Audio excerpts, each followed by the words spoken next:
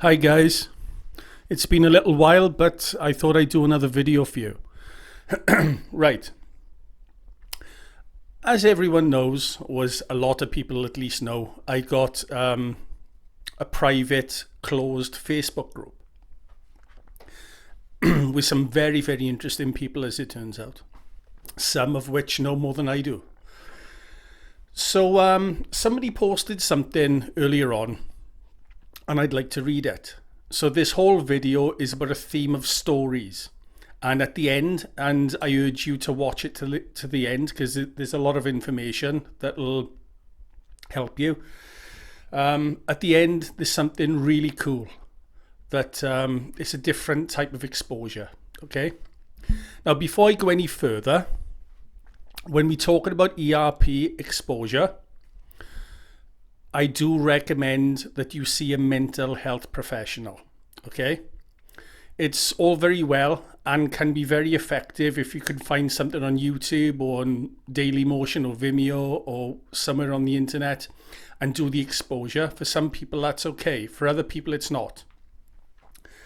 So, and exposure, before I go any further, in my opinion, my revised opinion, is you should go into it gradually, because it's like somebody, and this is a very bad analogy and I don't encourage anyone to drink, but this is just an analogy. If you've never drunk alcohol before and you down 14 pints of Budweiser, it's going to be too much for you, right? You know, when a person starts drinking, they build up a tolerance. So they might only start with 2 drinks and that's enough for them. And then 3 years down the line, they can drink 7 or 8 drinks. It's a gradual process. That's a bad analogy, but you get where I'm going with this, right? I think exposure, if you go into it too swiftly, can be harmful for some people because their brain needs to build up a certain amount of tolerance. Anyway, there's certain points, and I've written them down, that I'd like to get through today. So on my private group, one of the guys wrote something, and I got to get my phone because I've taken a snapshot of it. Right, he wrote this. Does HOCD make you look at guys? I mean, I'm on Facebook and a guy is with his shirt off and suddenly it makes me stare, and then it starts those sexual intrusive thoughts. After this, I ask myself, am I attracted, or is this just OCD? Okay. So basically, we getting back to the fake attraction business, right? Now, a buddy of mine, and I've referenced him many, many times throughout my videos. I get a lot of information off him. And he reiterated a couple of stories. I get a tendency to forget some things because he had told me before. But anyway, okay. He encountered this a lot. Same thing as the guy whose post I just read.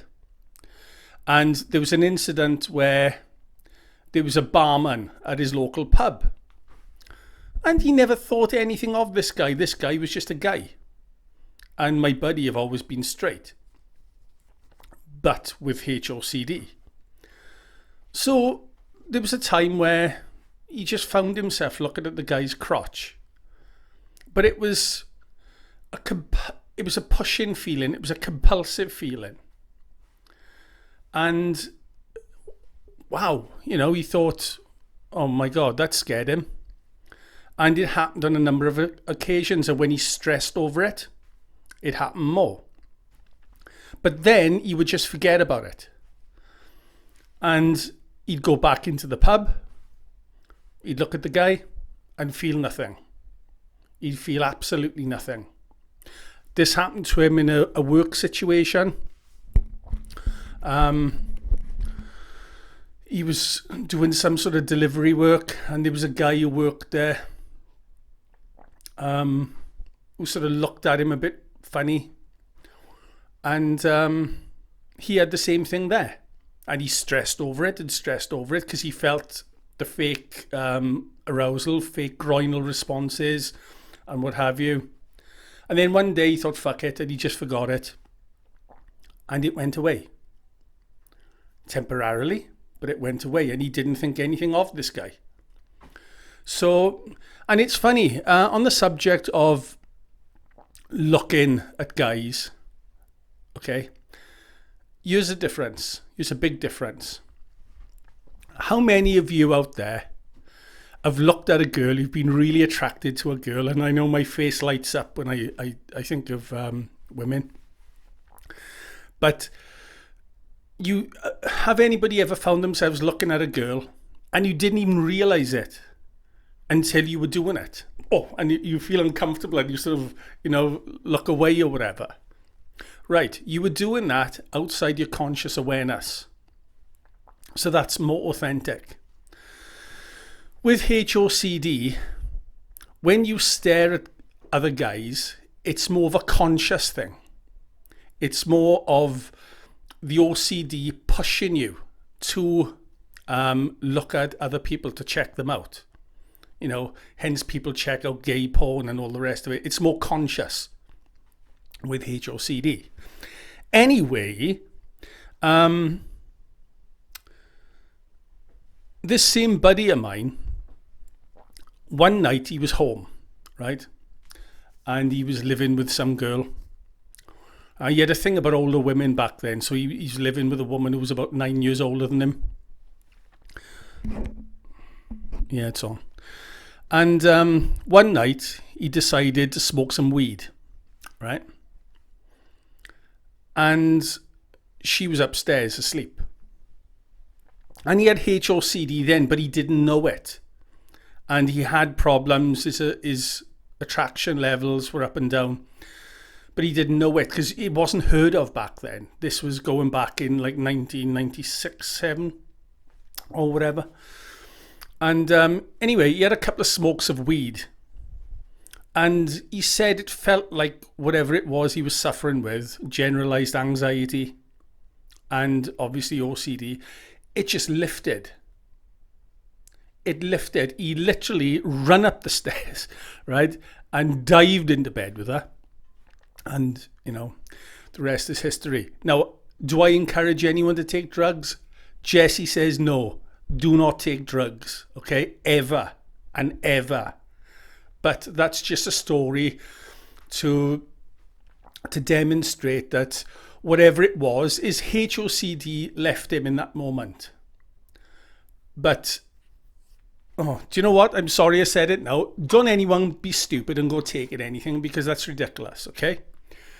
But I just wanted to put that in there because it's information, and it's information that if any professionals are watching, they can put that into their books or whatever, okay? Right. Anyway, this guy on Facebook, he wrote that, which I can read again. If I can activate, yeah. Okay, I'll read it and then I'll read something that someone else said. Okay. Does HOCD make you look at guys? I mean, I'm on Facebook and a guy is with his shirt off and suddenly it makes me stare. Okay? So the answer to that is yes. HOCD can make you stare at other guys. okay, in the examples of my buddy, which I've just illustrated. And now I'm going to give you an example of a founding member called Jay. Great guy, by the way. Been very helpful. And he come forward and give us a story which I'm about to read to you. And in truth, I think Jay probably knows more about OCD than I do. But anyway, if you just bear with me, I have to go to my Facebook and I'm going to read you something. Right, okay. This is what Jay said on Facebook concerning his story, okay? I also have a fake attraction story that my OCD feeds on. HOCD all started after a failed date.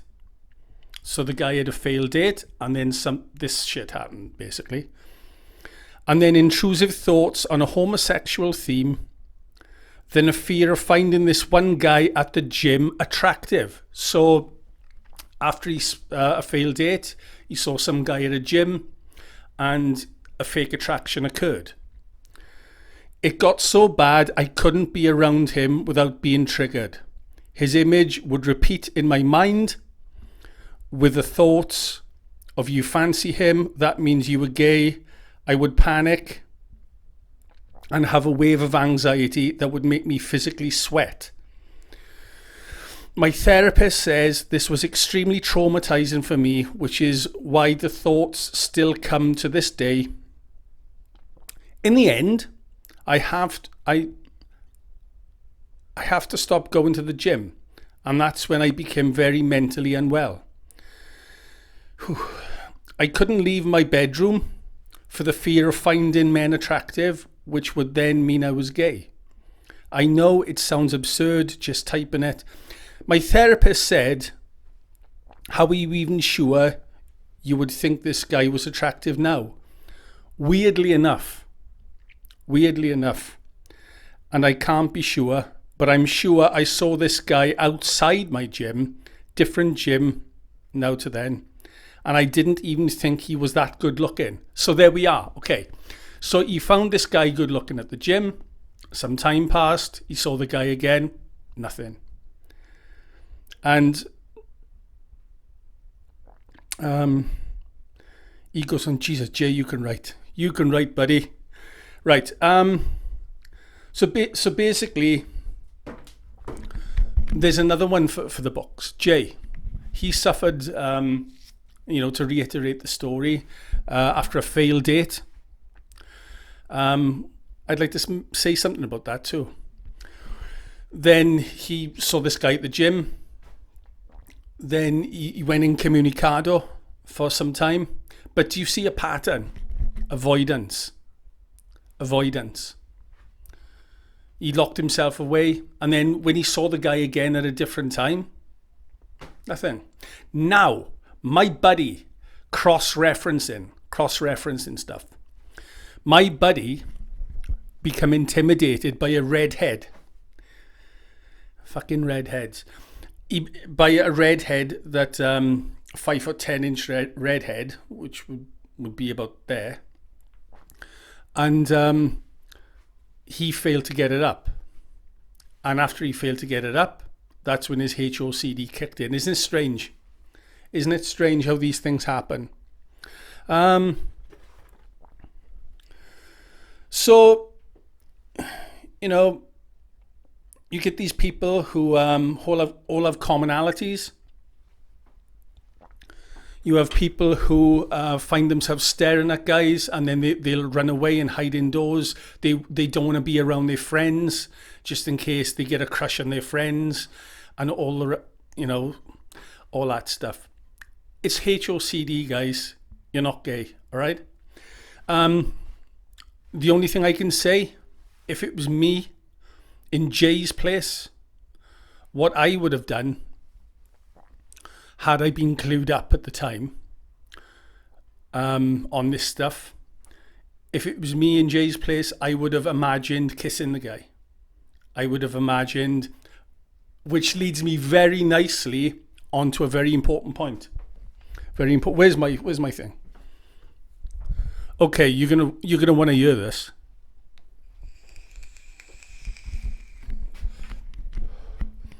My buddy still has occasional spikes and what have you, okay? And he still has, nothing too major. But the other morning, apparently, he woke up and his HOCD was there with him when he woke up. So this is what he did. He imagined, and he's going to kill me for saying this, but it doesn't matter because it's information and you're going to need to hear it. He actually imagined himself giving some dude job, okay? And he did it, he said, with such intensity, such focus. And it was like he was repeating to himself, I don't like women, I only like men. I don't like women, I only like men. I like men, I like men. And he was going through the motions and his head was going, 10 to the dozen. And he did it with such ferocity that it left him. The HOCD left him. And that day and after then, he was looking around at women. His excitement had come back. Am I suggesting you do this? No. But it's information. So I'm giving you the information. Okay? See, with obsessions don't leave you the fuck alone. They keep on and on and on and on. Have you ever been, I know I have as a person, knowing somebody keeps on at you and on at you and on at you, and in the end you break down crying because you just can't take it anymore. I wish they'd shut up and leave me alone. Obsessions are the same thing.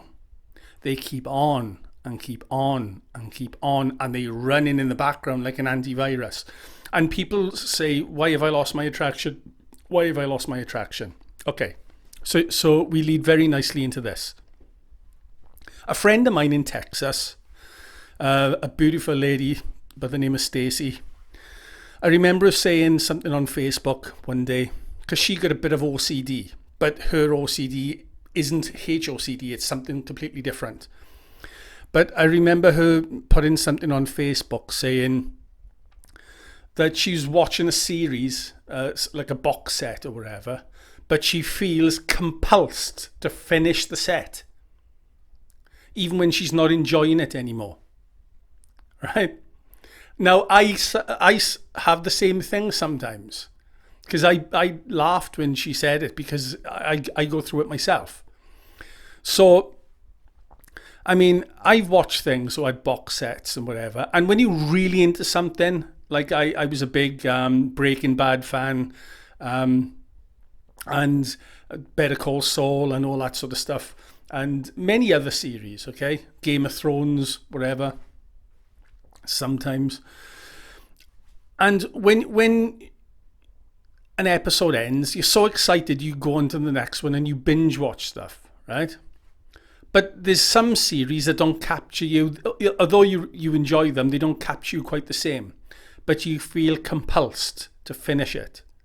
Or when you're reading a book and you're halfway through a chapter and you're bored, but you feel compulsed to get to the end. Chocolate.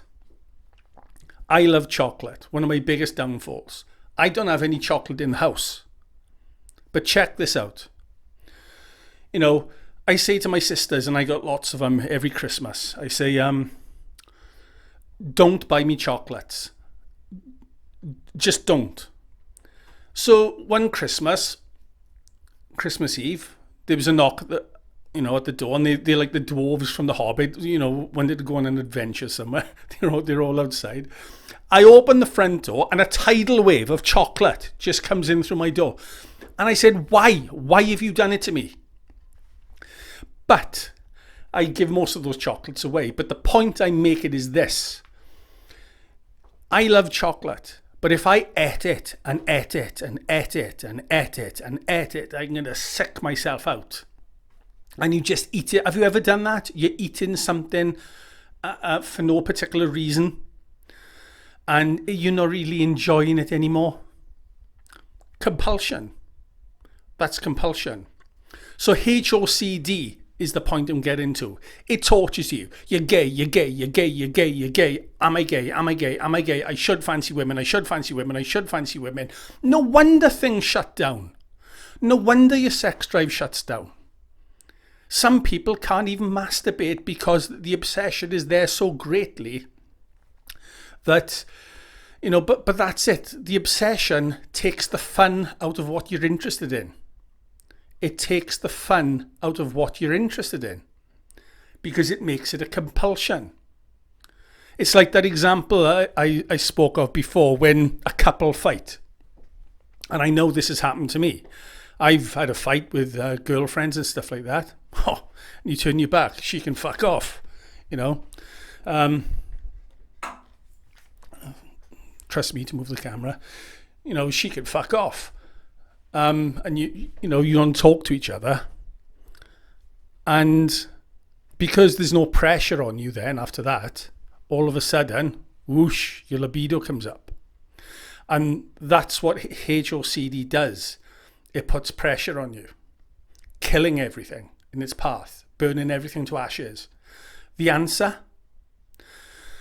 Well, it's either to completely forget about it, or you do the exposure, which will lead me very nicely onto something in a second.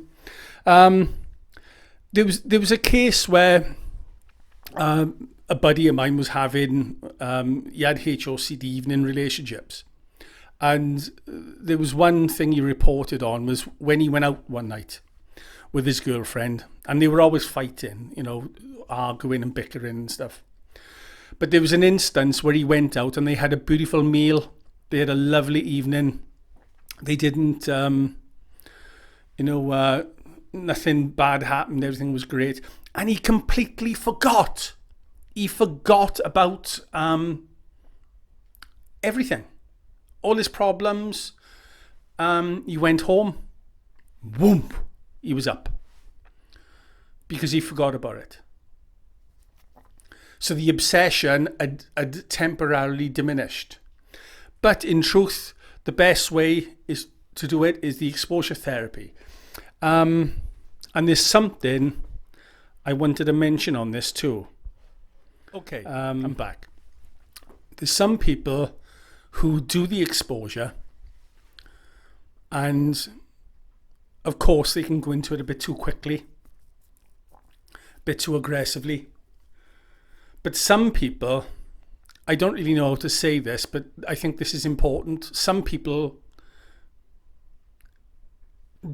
approach it wrong, slightly wrong. And what I think is that they do the exposure, they're very courageous, and I commend you for it. I commend you for your guts. But sometimes I think when people do an exposure, they are holding something back. They're holding something back. And I think they don't always feel horny in when they do an exposure. They don't always feel... And I tell you what a bit of it's like. Do you ever remember people in school who couldn't fight? And when they'd fight like this. See? They were having a go, they were fighting, but they were also cowering at the same time. Like that. Well, I think when some people, not everyone, but when some people do the exposure, they're not giving it their all. They're not confronting it directly. Okay? The greatest exposure my buddy ever did was the first one. And that was one where he was in complete distress. He felt massive horny feelings, fake arousal.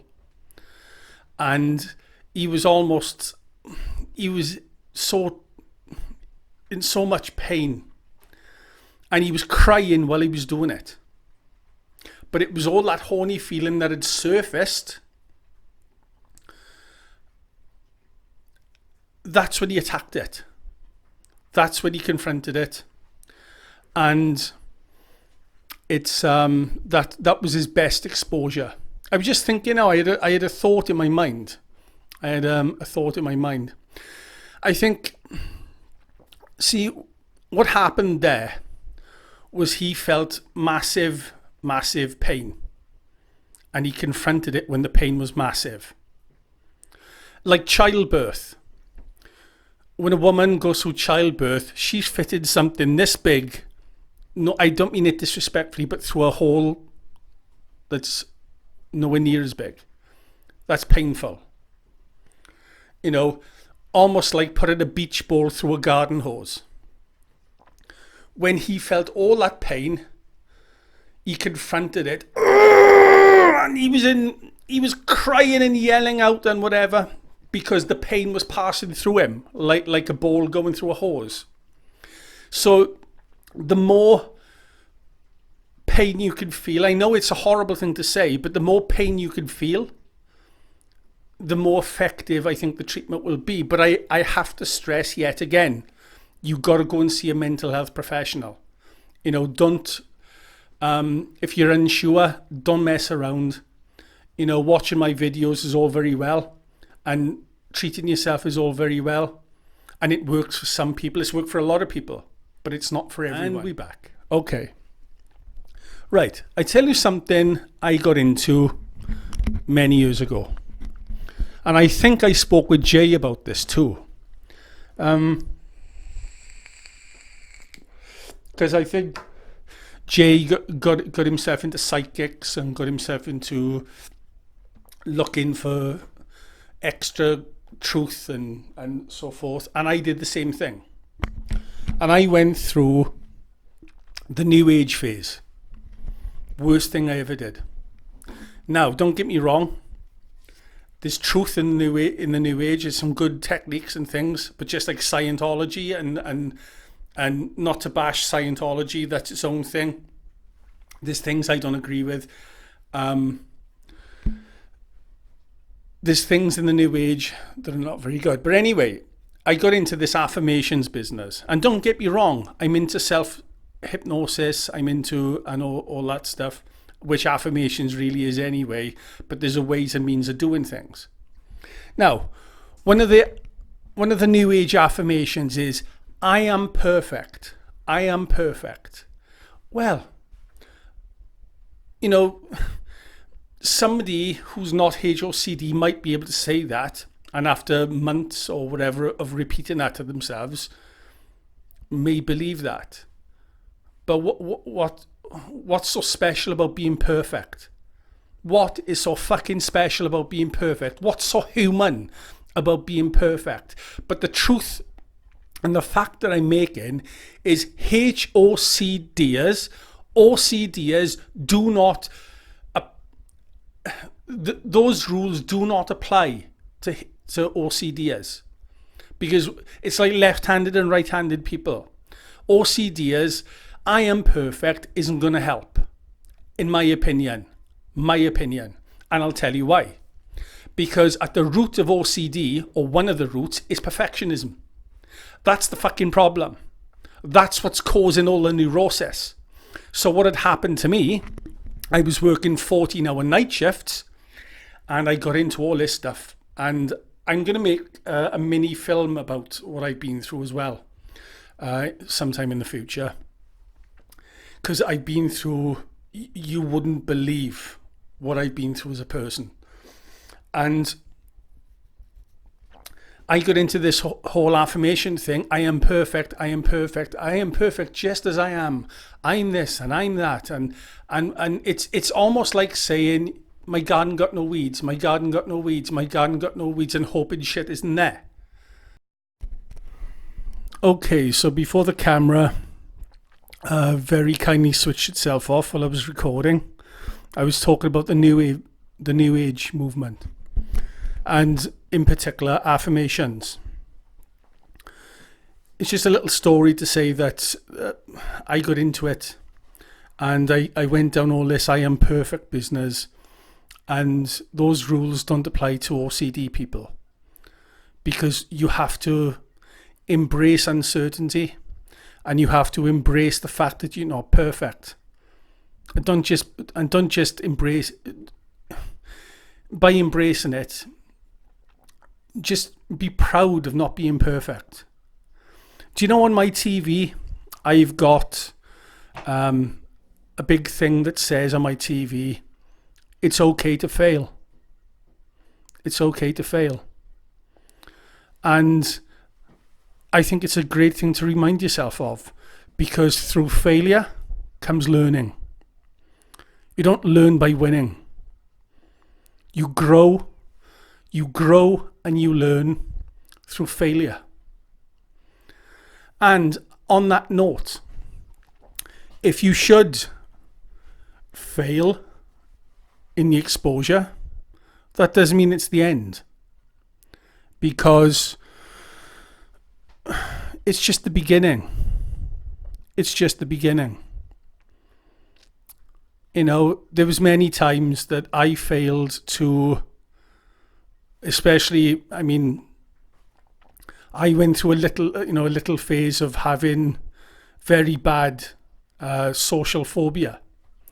And it didn't last, the really bad phase didn't last long, a couple of weeks.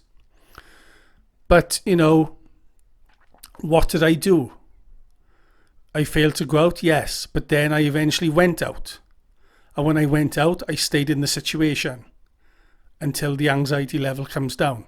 So don't be afraid of failure. And on my note of new age, my personal opinion is, if you're into all that stuff, stay away from it, because it's not really practical. There's some truth in it, but a lot of it is nonsense. That's my opinion only. Anyway, the crux of the video. What I'm about to say is, I'm about to introduce a similar yet different form of exposure. Okay? And you're going to want to hear this. This, again, takes a lot of courage.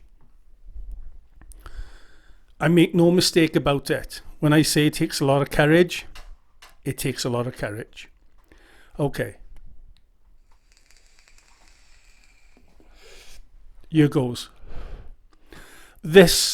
Because this video is a theme of stories, this is storytelling exposure.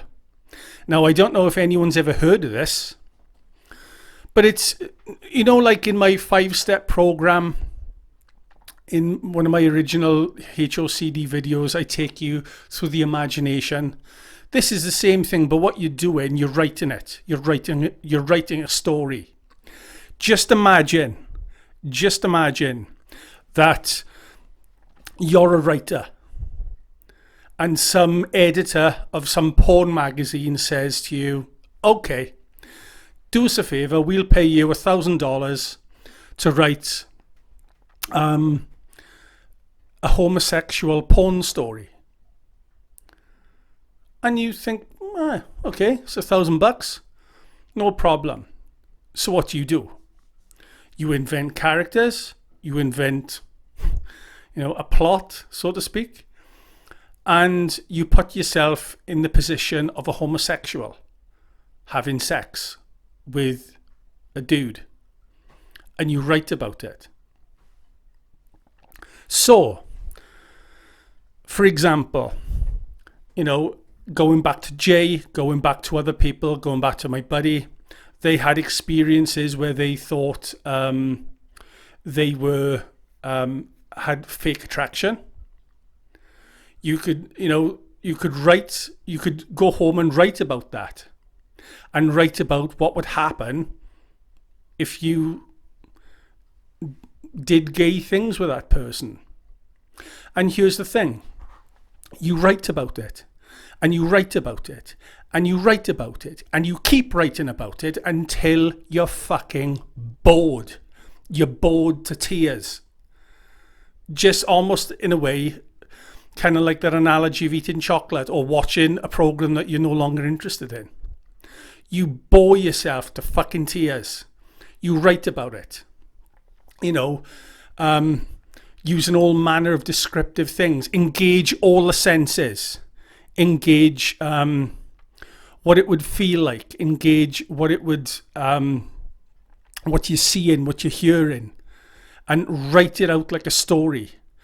Write out the story as if you were having sex with somebody, and it will make you extremely, extremely uncomfortable. Extremely. You know, this is imaginal exposure. And that's what I was teaching before, imaginal exposure. But that was literally just through thinking about it. This is through writing about it. Writing about it. So, if anyone has the guts to do that, then do it. But if you are seeing a therapist, I would recommend discussing it with a therapist first before doing it. Or what you could do, if you don't want to write a story, is just write one paragraph. Just write one paragraph. Write the words.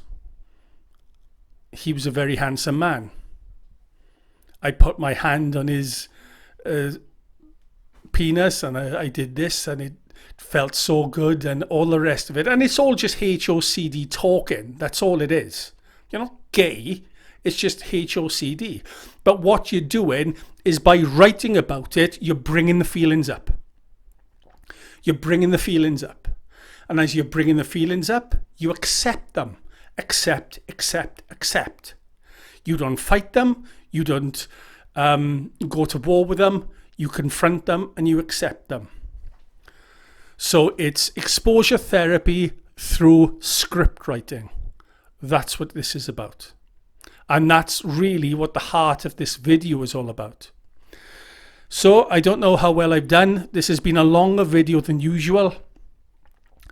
And I'll probably come back with something else.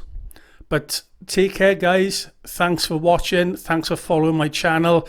Please feel free to subscribe.